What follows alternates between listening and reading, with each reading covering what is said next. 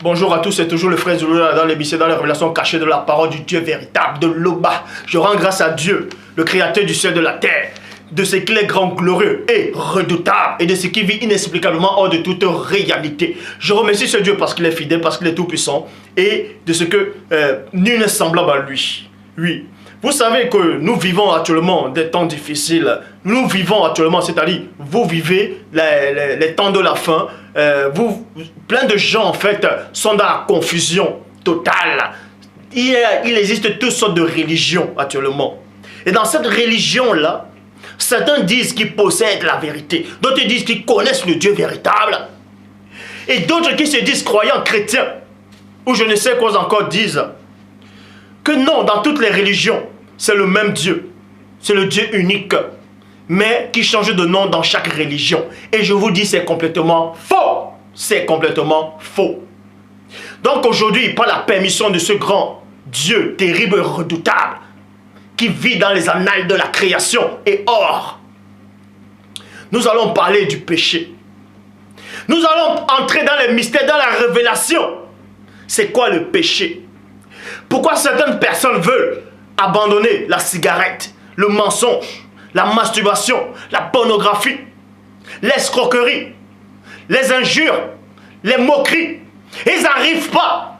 Et ils disent qu'ils connaissent la vérité, qu'ils sont avec Christ, qu'ils ont accepté le Dieu véritable. Mais il y a toujours un péché mignon qui domine sur eux. Et le titre de la vidéo, comme vous pouvez voir, si donc le Fils vous a franchi, vous serez réellement libre. Vous savez qu'il a dit dans Proverbe 19:2 que le manque de science n'est bon pour personne. Le manque de connaissance, le manque de révélation, le manque de discernement n'est bon pour personne. Et dans Proverbe 25:2, la gloire de Dieu est de cacher des choses. La gloire de ce Dieu grand, terrible et redoutable est de cacher des choses. Et la gloire des rois est de sonder des choses que le Père cache. C'est pour ça que tous ceux qui se sont autoproclamés pasteurs, révérends, bishops, maréchal, apôtres, prophétesses ou diacres, d'autres qui disent bishop ou un de l'éternel, je ne sais quoi encore, des titres qu'ils cherchent, ont essayé d'élucider les mystères du Père, mais ils n'ont pas réussi. Toutes les religions confondues, même les biblistes, les scientifiques, les archéologues, n'ont pas réussi à connaître ce Dieu terrible. Mais aujourd'hui, nous allons parler de l'état du monde. Vous savez que nous vivons dans un temps de confusion, dans une époque bizarre. Donc, il y a certaines personnes, en tout cas, la plupart des gens dans le monde entier, chacun de vous est sous l'emprise d'un péché mignon, entre guillemets. D'autres veulent renoncer à la cigarette, mais ils n'arrivent pas. D'autres veulent renoncer au mensonge, à la masturbation, à l'adultère, à la fornication, à la moquerie, aux mauvaises pensées, mais ils n'arrivent pas. Cet état de choses les domine toujours. Mais ces gens néanmoins disent qu'ils sont avec Dieu, qu'ils connaissent le Dieu véritable, qu'ils ont été affranchis par le premier-né, par le Christ qui s'est dépouillé. Nous allons donc voir qui c'est qui sera sauvé, qui c'est qui connaît le véritable Christ à partir de maintenant. Pour ça, nous allons commencer dans 2 Pierre. Dans 2 Pierre 2, 17, vous dit quoi? Premièrement, vous voyez qu'il y a des gens qui disent dans les églises, dans les assemblées, un peu partout, d'autres formes de croyants, de religion. Vous voyez, d'autres disent qu'ils sont en train de servir Dieu, mais ils mentent tous les jours. Ils font du business, c'est-à-dire le mauvais business, l'escroquerie, ils volent, ils mentent, ils trompent, ils trichent, ils sont violents. Et soi-disant les conducteurs, c'est-à-dire soi-disant les chefs spirituels, religieux, les font croire. Non, ce n'est pas grave. L'essentiel, c'est d'accepter Christ dans le cœur et de confesser. Peu importe le péché que tu vas faire,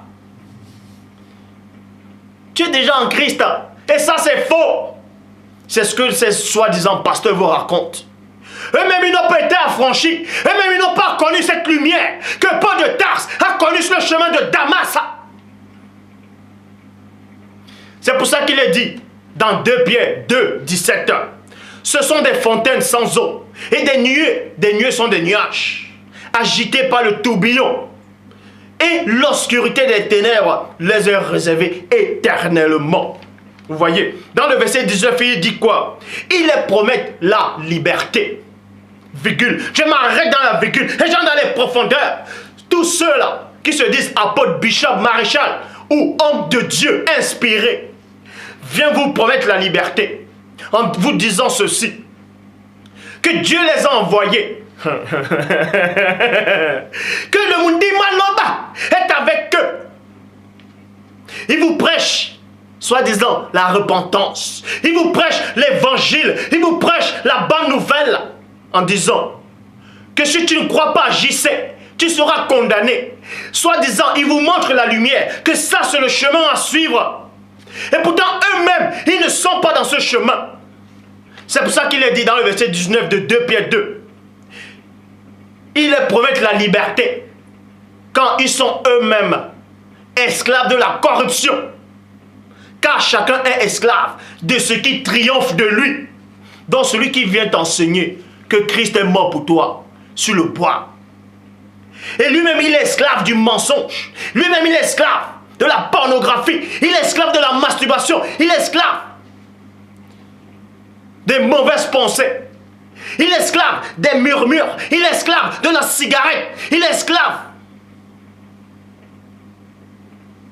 de ce péché mignon qu'il connaît.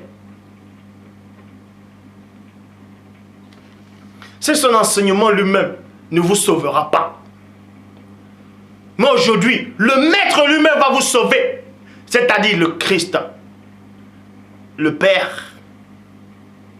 Le Père est le Maître. Vous voyez. Mais en Christ, et c'est Christ qui porte le titre du Maître. Mais c'est Dieu seul qui est le Maître de toutes choses.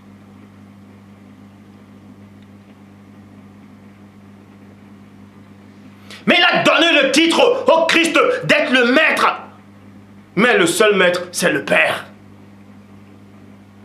Aujourd'hui, nous allons parler de ce péché qui vous domine. De ces mauvaises pensées que vous n'arrivez pas à laisser. De ces états colériques que vous avez constamment. Vous vous irritez facilement. Vous doutez facilement. Vous avez peur constamment. Vous êtes toujours en train d'insulter, de murmurer. Et vous dites que vous connaissez Christ. Et vous dites que vous êtes sauvé. Et vous dites que vous avez le Saint-Esprit. On va donc vous révéler c'est quoi véritablement avoir le Saint-Esprit. Et c'est quoi véritablement être délivré. Romains chapitre 7 au verset 19. Car je ne fais pas le bien que je veux, mais je fais le mal que je ne veux pas. Et plein de gens dans le monde entier, tous les hommes de la terre, veulent faire le bien. C'est-à-dire certaines personnes qui veulent marcher véritablement avec le Père. Il y a quelque chose qui les empêche d'aller, de s'épanouir dans ce chemin-là, qu'ils ont songé, qu'ils ont médité, qu'ils ont accepté. Ils veulent servir Dieu de tout leur cœur, de tout leur âme, de tout leur esprit. Mais ils n'arrivent pas. Quelque chose les empêche. Mais ils ne connaissent pas la chose qui est en train de les empêcher d'atteindre l'autre côté. Moi aujourd'hui, on va vous donner la révélation sur cette chose.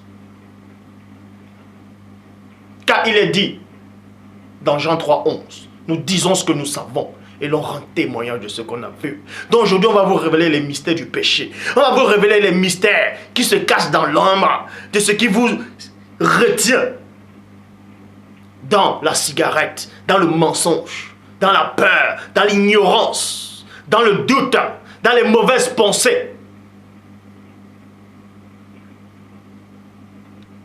dans l'alcool, dans les séries télévisées dont vous êtes accrochés et vous n'arrivez plus à prier. Il y a un esprit derrière qui vous accable, qui vous retient captif. C'est pour ça qu'il est dit, si donc le Fils vous a franchi, vous serez réellement libre. Donc Paul de Tarse dit ici, dans Romains 7, 19, car je ne fais pas le bien que je veux, et je fais le mal que je ne veux pas. Verset 20 à 24. Et si je fais ce que je ne veux pas, ce n'est plus moi qui le fais. C'est le péché qui habite en moi. Point. C'est le péché qui habite en vous. Je trouve donc cette loi au-dedans de moi, que quand je veux faire le bien, le mal est attaché à moi. Car je prends plaisir à la loi de Dieu selon l'homme intérieur. L'homme intérieur, c'est l'esprit, c'est votre moi divin. Ça veut dire que Paul de Tarse explique ici, il parle d'un homme, il parle en fait. C'est quelqu'un, je prends l'exemple, c'est quelqu'un qui fume, qui veut arrêter la cigarette. Il a la volonté de vouloir arrêter, mais il n'a pas le pouvoir. D'autres ont la volonté d'arrêter de regarder des films pornographiques, mais ils n'ont pas le pouvoir. D'autres ont la volonté d'arrêter le mensonge, d'arrêter les moqueries, d'arrêter l'alcool, d'arrêter l'adultère, la fornication, d'arrêter les péchés mignons, les insultes. Mais ils n'arrivent pas, parce qu'ils n'ont pas le pouvoir. Pourquoi ces gens qui disent qu'ils n'arrivent pas à arrêter quelque chose? Pourquoi ils disent alors qu'ils ont le Christ? Pourquoi ils disent qu'ils ont le Saint-Esprit en eux?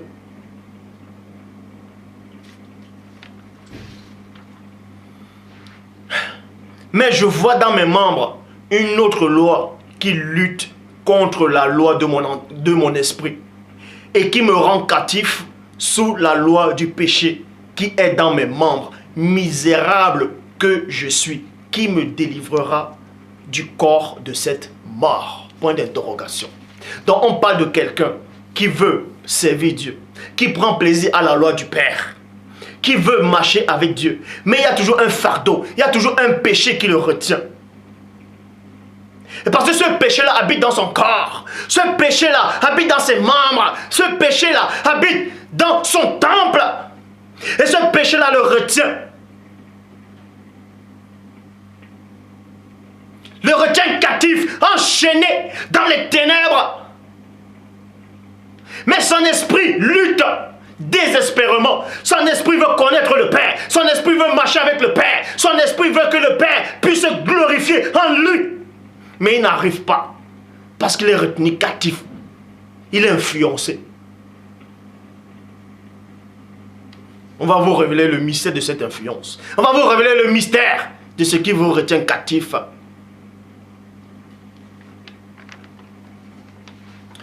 Donc, il est dit, misérable que je suis, qui me délivrera de la mort de ce corps? C'est pour ça que Christ dit ici, dans Jean 8, verset 36. Si donc le Fils vous a franchi, vous serez véritablement libre. Donc le Christ a le pouvoir de vous affranchir de la mort de ce corps. Le Christ a le pouvoir de vous affranchir de la masturbation, de l'adultère, des moqueries, du mensonge, de la cigarette, de l'alcool, de vos mauvaises pulsions, de votre mauvaise nature. Le Christ a le pouvoir sur ça, car il a reçu ce pouvoir du Père. C'est pour ça qu'il dit, si donc lui, il vous a franchi, vous allez être réellement libre. Parce qu'il y a des gens qui viennent, soi-disant, vous affranchir avec un message, mais vous n'êtes jamais libre. Vous retombez toujours dans votre mauvaise nature, dans le péché, dans le mensonge. Mais Christ lui dit, si lui, il vous a franchi, vous serez réellement libre. Vous voyez? Aussi simple que ça. C'est pour ça qu'il est dit. Donc, pour que Christ puisse vous affranchir, voilà ce qui se passe dans Ésaïe 48 au verset 16, dans la traduction Abbé Filion. Approchez-vous de moi, virgule, et écoutez ceci, 2 points. Dès le commencement, je n'ai point parlé en cachette. Dès l'origine, avant que ces choses se fassent, j'étais là. Et maintenant, le Seigneur Dieu m'a envoyé avec son esprit, point. Donc, quand Christ, c'est-à-dire le démon de la cigarette qui t'accable, Christ a vu ça au commencement, comment ce démon-là a pris possession de toi, comment ce démon-là, le démon de l'alcool, a pris possession de toi, le démon du mensonge, le démon de la peur, le démon du doute, de la fausse doctrine, le démon de la pornographie, de la masturbation, a pris possession de toi. Il est entré dans tes membres. Et c'est lui qui te domine. Et Christ était au commencement. Il a vu ça. Au commencement où tu as été emprisonné. Christ a vu cela. Et en cela, le Père l'a envoyé pour te délivrer. C'est pour ça qu'il dit ici, le Seigneur Dieu m'a envoyé avec son esprit. Parce que si le Père n'avait pas envoyé Christ avec le Saint-Esprit, le Mundi Maloba, il ne pourrait pas vous délivrer. Mais il a le pouvoir de vous délivrer. Parce que lui-même, il a reçu le pouvoir du Père. Ésaïe, chapitre 61, verset 1. L'Esprit du Seigneur est sur moi, parce que le Seigneur m'a donné son onction. Le Seigneur, dans d'autres versions, dit parce que le Seigneur m'a oint. Le Seigneur lui a donné son onction. L'Esprit Saint, le Saint-Esprit, Mundima Loba. Il m'a envoyé pour annoncer la parole au doux, pour guérir ceux qui ont le cœur brisé. Ceux qui ont le cœur brisé, c'est quoi? Celui qui veut arrêter le mensonge, celui qui veut arrêter de regarder les femmes derrière, d'avoir des mauvaises pensées, les femmes de nuit. Il n'arrive pas, son cœur est brisé. Tous les jours il pleure, il dit je ne vais jamais y arriver. Christ est venu pour te délivrer, pour prêcher la grâce aux captifs et la liberté aux prisonniers. La liberté aux prisonniers. Donc il a reçu ce pouvoir du Père pour vous délivrer de vos chaînes. C'est pour ça qu'il dit, si donc le Fils vous a franchi, vous serez réellement libre. Ésaïe chapitre 9 au verset 1. Le peuple qui marche dans les ténèbres a vu une grande lumière, virgule. Donc quand Christ s'est dépouillé dans Philippiens 2, 5 à 9, ayant vu les sentiments qui étaient au premier-né, lequel existait en condition divine, n'a point regardé comme il peut arracher d'être égal au Père, mais s'est dépouillé lui-même, en prenant une forme de serviteur, en devenant semblable aux hommes, ayant paru comme un simple homme, s'est humilié lui-même, s'est rendu obéissant jusqu'à la mort, et même jusqu'à la mort du bois. Donc il s'est dépouillé, il a pris cette condition, il a porté un corps humain. C'est pour ça qu'il est dit dans Hébreux, chapitre 10, au verset 5. C'est pourquoi Christ, en entrant dans le monde, dit, tu n'as voulu ni sacrifice ni offrande, mais tu m'as formé un corps. Pour délivrer tous ceux qui sont dans le joug du démon, de l'ancien jadis chérubin ouin. Et quand Christ vient, il vient en tant que parole, il vient en tant que lumière, il vient en tant que vie, il vient en tant que chemin, il vient en tant que vérité. C'est pour ça qu'il est dit dans Ésaïe 9, 1. Le peuple qui marche dans les ténèbres a vu une grande lumière. C'est Christ qui est descendu dans ce plan, dans ce monde physique, dans cette dimension parallèle et astrale. Et le monde était de ténèbres. Tous ces gens qui étaient enchaînés, qui sont enchaînés, toi, ma soeur ou le frère, toi qui veux renoncer à la boisson parce que tu bois, tu te mets en colère, toi qui fumes, tu n'arrives pas à arrêter la cigarette. Il y a quand le désir de la cigarette arrive, ça t'envahit ton émotion et tu vas fumer, comme si tu étais un bœuf qu'on amenait à la boucherie. Toi qui mens constamment, toi qui as des mauvaises pensées, toi qui es dans la fausse doctrine, tu vois une grande lumière. Et cette lumière-là se métamorphose en tant que message. Ce message que tu reçois là actuellement, c'est une grande lumière qui vient t'affranchir. Avait une grande lumière. Et la lumière a resplendi sur ceux qui habitent dans le pays de l'ombre de la mort. Jean chapitre 1, verset 4, dans la Bible second 21. En elle, il y avait la vie. Donc, en quoi? Dans cette lumière-là, il y avait la vie. Il y avait la vie, virgule. Et cette vie était la lumière des êtres humains. Donc, en elle, c'est-à-dire en la parole. Donc, quand Christ vient, il fusionne avec la parole du Père. Deutéronome 18, 18. Je mettrai ma parole dans la bouche de ce prophète. Il fusionne avec la parole. Et il devient lumière. Il devient vérité. Pour t'affranchir. C'est pour ça qu'il est dit dans Psaume 119, 105. Ta parole est une lampe à mes pieds et une lumière sur mon sentier. Dans la parole de Dieu, toi qui es enchaîné actuellement, Pas le péché que toi-même tu connais. Ce péché-là qui t'empêche de connaître Dieu. Ce péché-là qui t'empêche de marcher droit. D'avoir une bonne vie spirituelle. Cet état de choses qui t'empêche là. De connaître le Dieu véritable. Christ te dit que si lui t'a franchi, tu vas connaître le Dieu véritable. Tu vas être réellement libre. Et en cela, il t'a franchi comment? Par la parole. Et il devient lumière. C'est pour ça qu'il est dit dans Psaume 119, 105, ta parole est une lampe. Donc toi qui es dans les ténèbres, cette parole-là doit luire. Cette parole-là doit briller. Et le démon qui t'accable, l'esprit occulte qui t'accable, l'esprit familier de la famille qui t'accable, va voir une lumière. Et cette lumière-là va l'éblouir. Et le démon, il va fuir.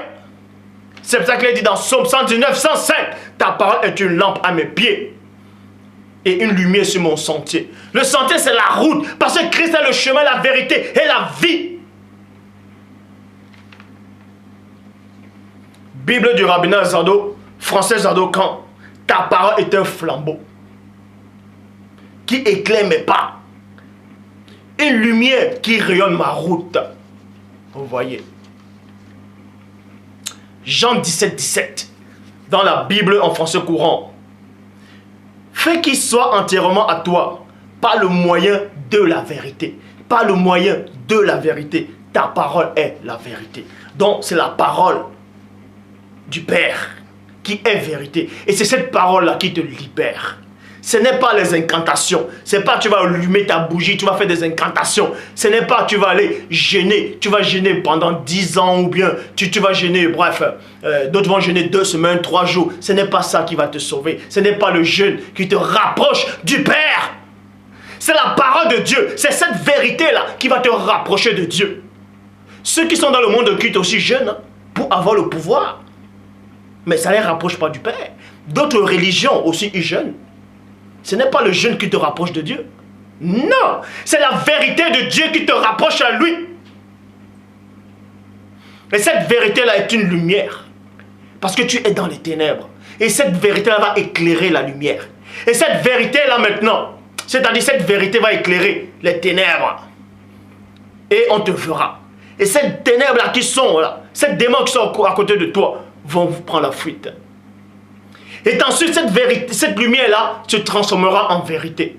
Donc la vérité, c'est quoi? Il te montrera le chemin. Cette vérité-là te dira qui est le Père. Cette vérité-là te dira qui tu dois suivre. Cette vérité-là te montrera ton identité, ta position devant le divin. Et cette vérité-là se transformera en épée pour te protéger en chemin. Et comme une torche, comme un flambeau pour brûler. Car Dieu est un feu dévorant. Dieu! Dans Jean 8, 22, Bible du semeur, vous connaîtrez la vérité. Jean 8, 32, dans la Bible du semeur, vous connaîtrez la vérité et la vérité fera de vous des hommes libres. Donc, quand Christ dit, si donc le Fils vous a franchi, vous serez réellement libre, ça veut dire en fait, c'est cette vérité-là qu'il apporte, qui va vous affranchir. Et cette vérité-là a fusionné avec Christ dans Deutéronome 18, 18, je mettrai mes paroles, vous voyez, dans sa bouche.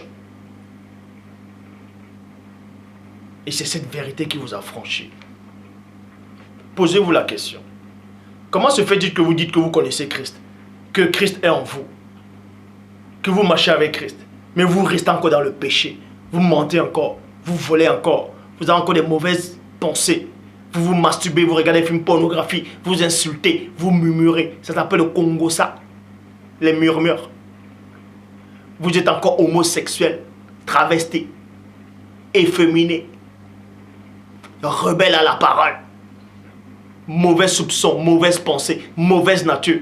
L'esprit de la cigarette, l'esprit de l'alcool, l'esprit du sexe. Et vous dites que vous connaissez la vérité, que vous connaissez Christ. Ah, le Christ, le vrai Christ dit,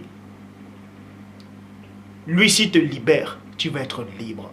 Donc pose-toi la question, si tu n'es pas libre, c'est qui t'a pas libéré?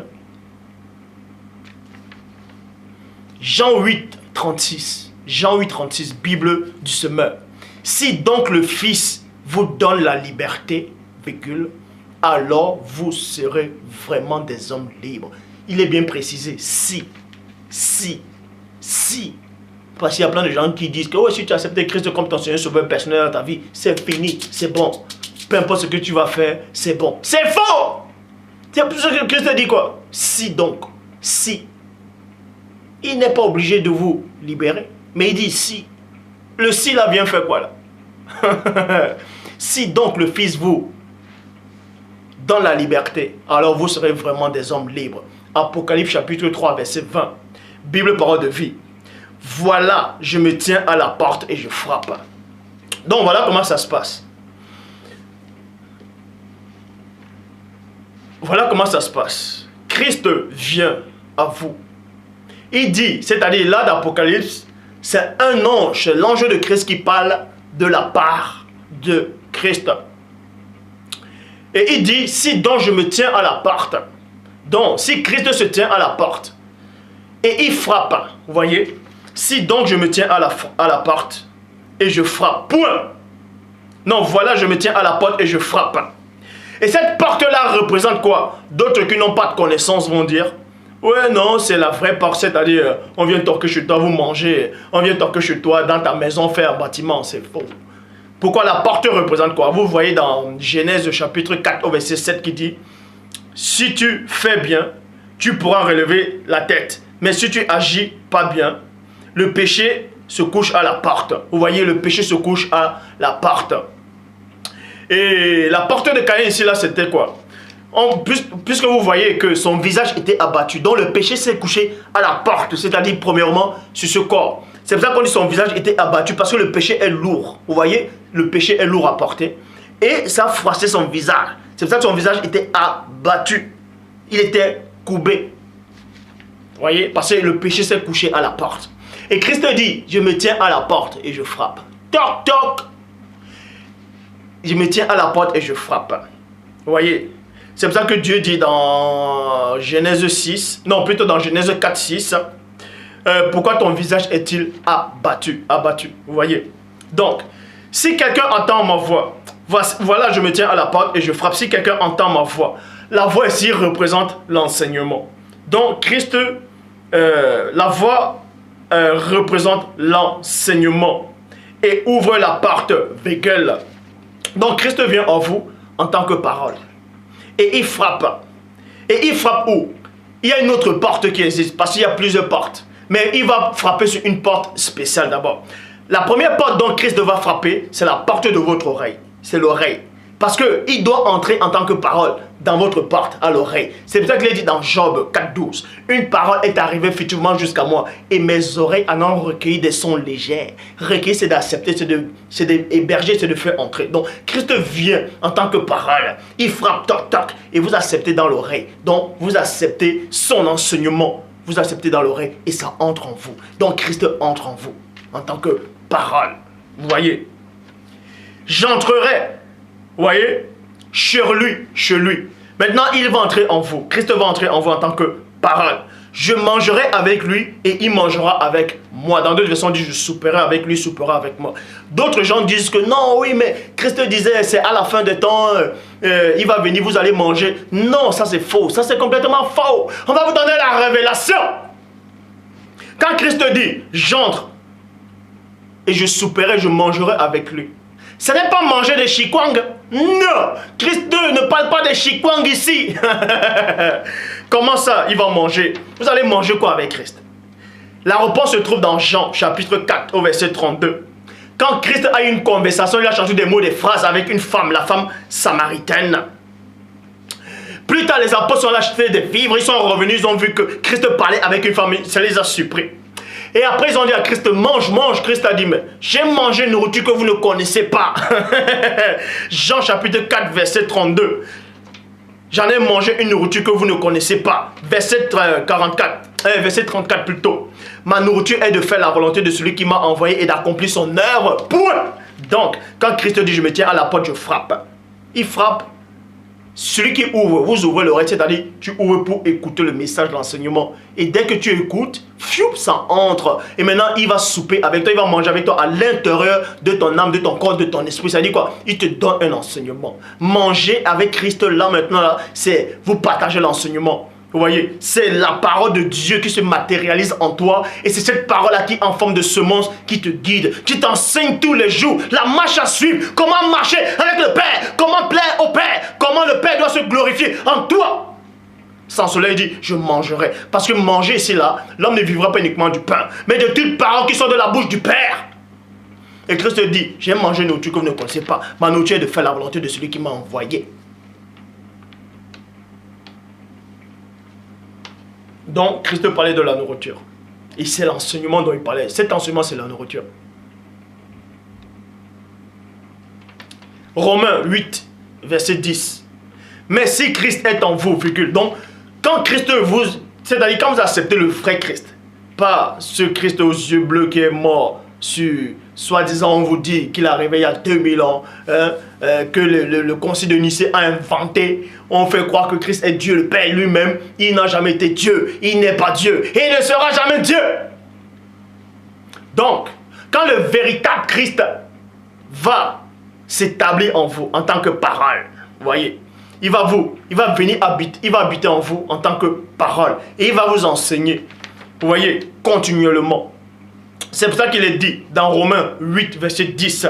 Mais si Christ est en vous, virgule. Donc, si la parole de Dieu maintenant demeure en vous, si Christ demeure en vous, votre corps reste tout de même destiné à la mort à cause du péché, virgule. Mais votre esprit, elle, vit parce que vous avez été déclaré juste.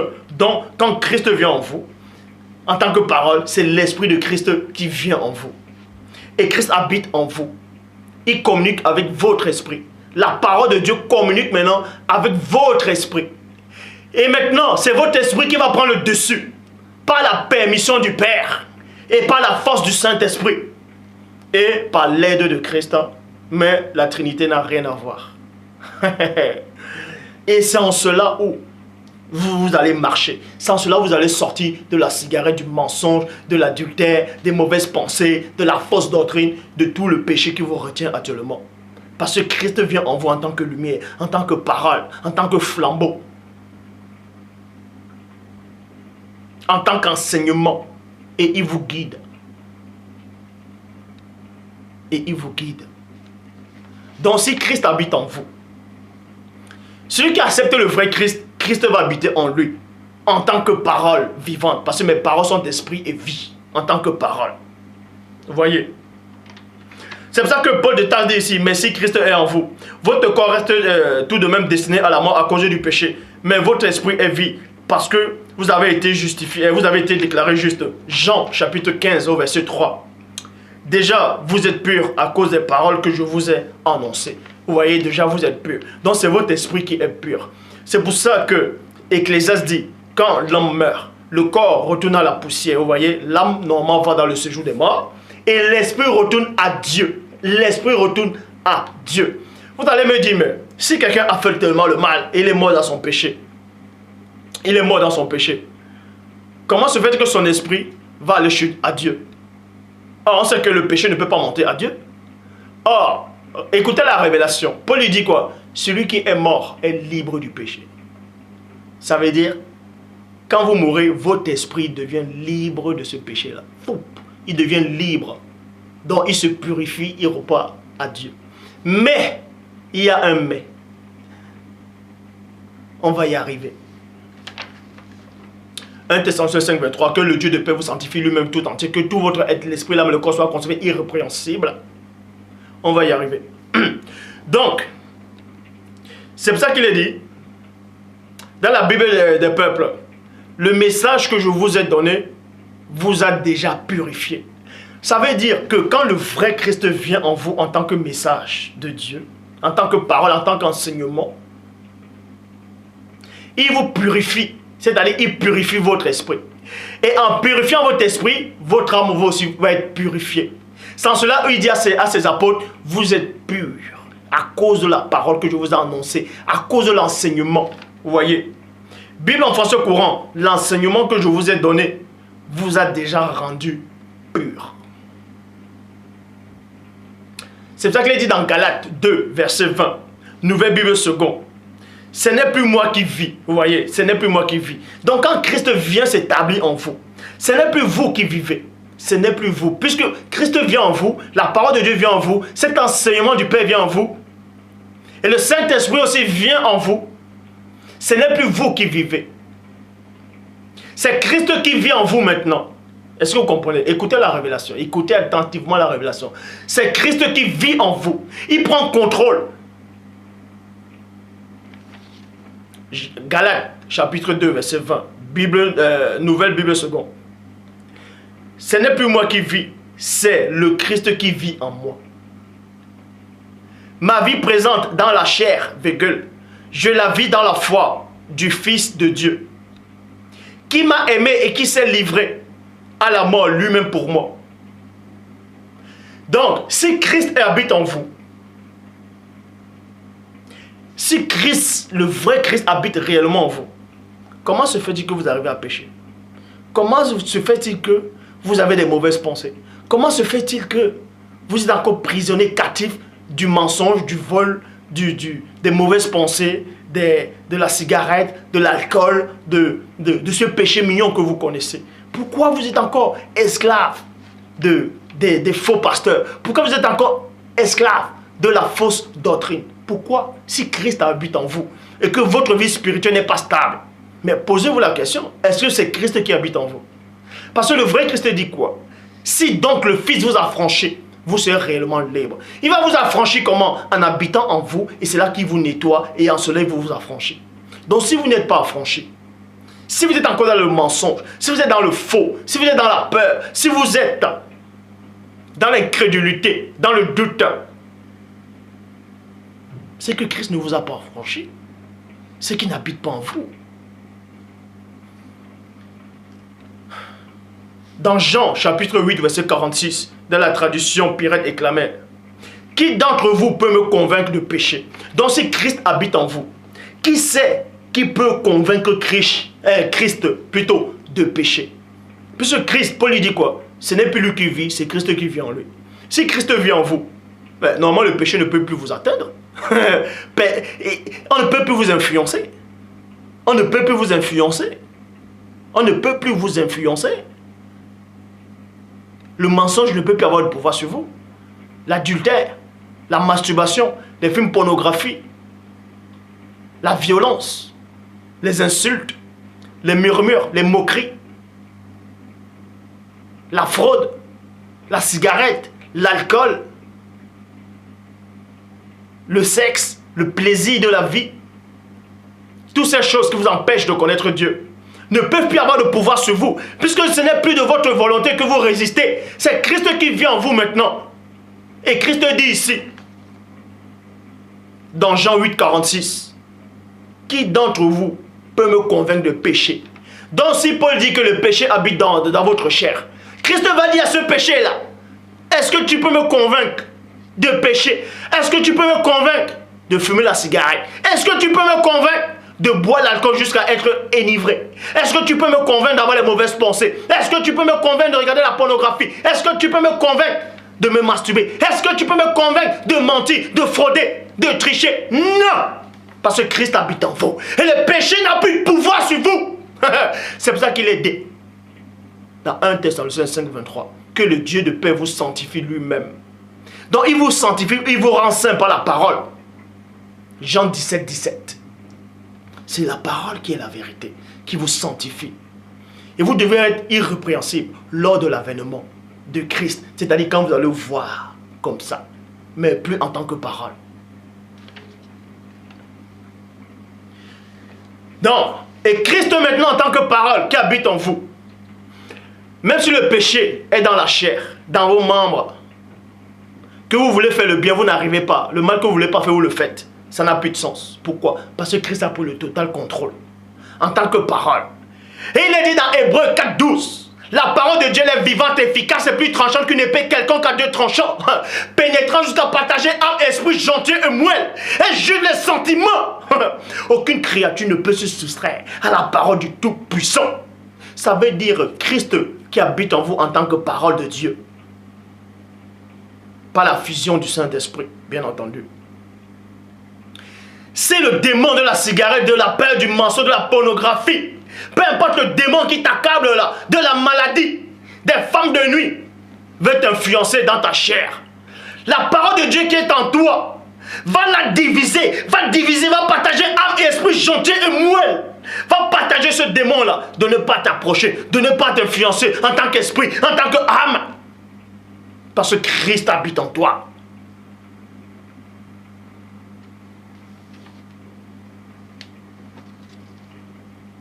C'est pour ça qu'il est dit.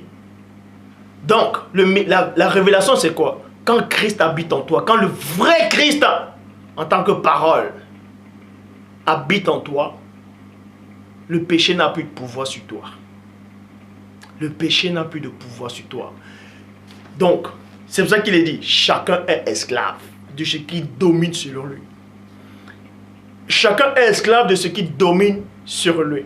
Donc, si quelque chose domine sur toi, que tu as envie de laisser, tu n'arrives pas. Tu as la volonté, mais tu n'as pas le pouvoir. C'est-à-dire que Christ n'est pas en toi. Désolé de te le dire ou de vous le dire ainsi. Soit le Christ n'est pas en toi, soit tu es en train de combattre Christ. Puisque soit il n'est pas en toi, soit tu le combats. En le combattant, c'est quoi? C'est que tu ne veux pas qu'il t'aide. Tu veux le faire de toi-même. Donc, et quand Christ habite réellement en toi, il te nettoie, il te délivre. Et en cela, 1 Jean 3, 9 dit, quiconque est né de Dieu ne pratique pas le péché. Parce que la semence c'est la parole. La semence de Dieu, c'est la parole. Parce que la semence de Dieu demeure en lui. Et il ne peut pécher parce qu'il est né de Dieu. Matthieu, chapitre 13, au verset 37. Celui qui sème la semence est le Fils de l'homme. Verset 23 de Matthieu 13.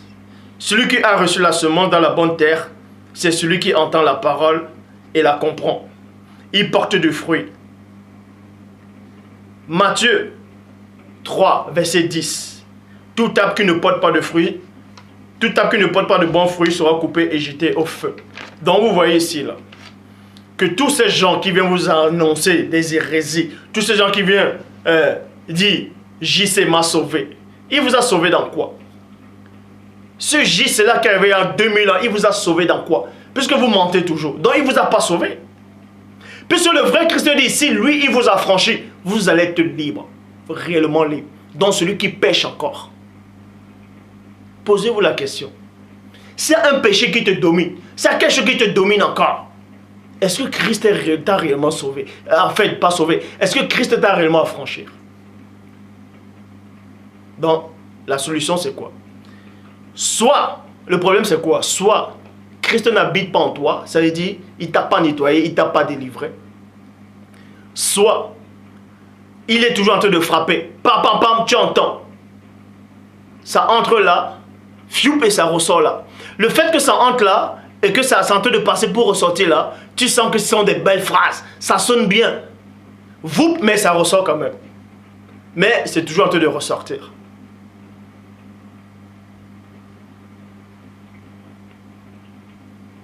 C'est toujours en train de sortir.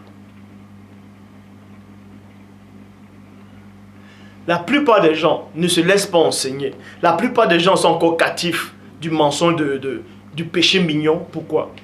Parce qu'ils se disent que quand ils vont laisser peut-être la cigarette, le mensonge, l'adultère, tout ça là, les vies de tous les jours, la boisson, l'alcool, les femmes, tout ça là, quand ils vont laisser ça, ils vont se sentir vides. Ils vont se sentir isolés. Et ils vont se sentir en fait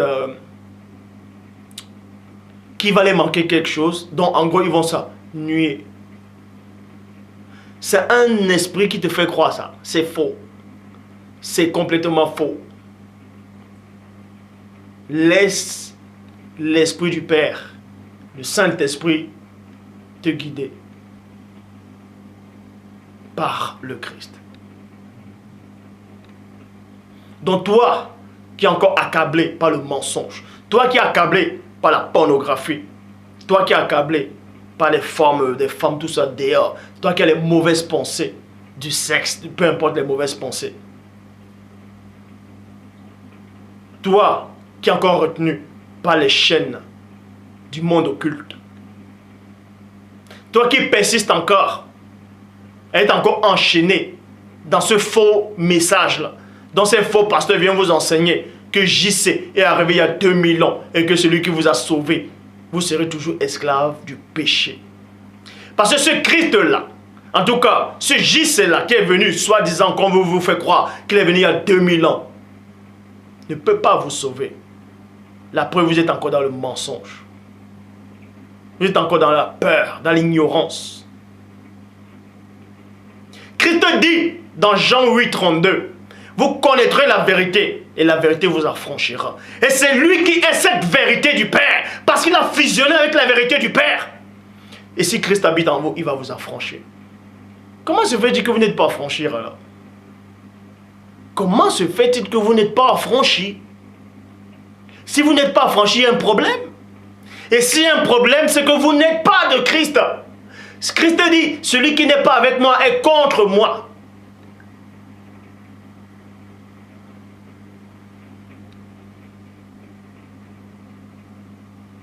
Donc, toi qui veux renoncer à ce truc que tu sais, que tu n'arrives pas,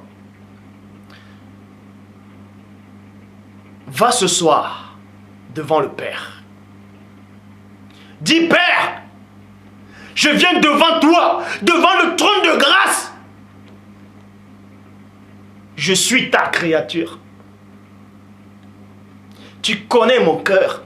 Tu sais que je veux te connaître. Mais il y a quelque chose qui me retient, je ne sais pas. Mais toi, tu sais. Et ce que je sais, c'est que tu as le pouvoir sur cette chose. Chasse cette chose-là et remplace ce vide-là par ton esprit. Confie au Père que tu veux être délivré. Il faut que cette supplication vienne de ton âme, de ton esprit et de ton corps. Il ne faut pas que tu demandes quelque chose à Dieu. Tu demandes la délivrance à Dieu.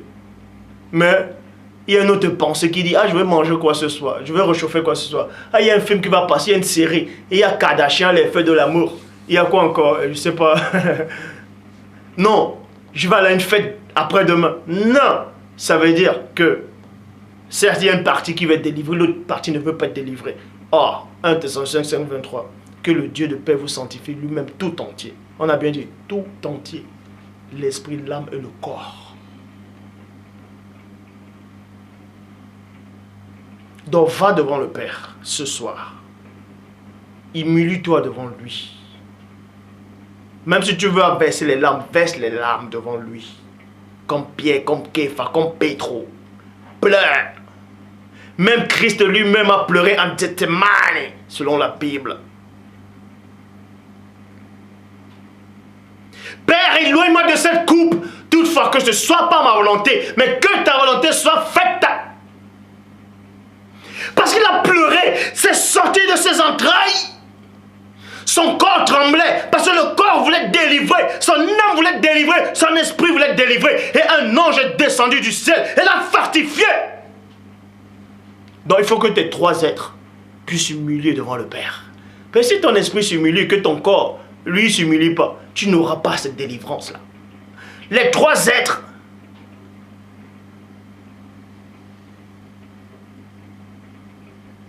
ce péché-là qui t'accable, il faut avoir envie de vouloir le chasser. Dis à Dieu de te montrer c'est quoi ce péché qui t'accable. Ce péché est abominable. Pose-toi la question. Quand tu avais 5 ans, est-ce que tu ne connaissais pas ce péché-là? Maintenant, tu connais ce péché-là. Quand tu dors, est-ce que tu mens en dormant? Est-ce que tu fumes quand tu dors? Est-ce que tu bois l'alcool jusqu'à être enivré quand tu dors? Est-ce que tu voles quand tu dors?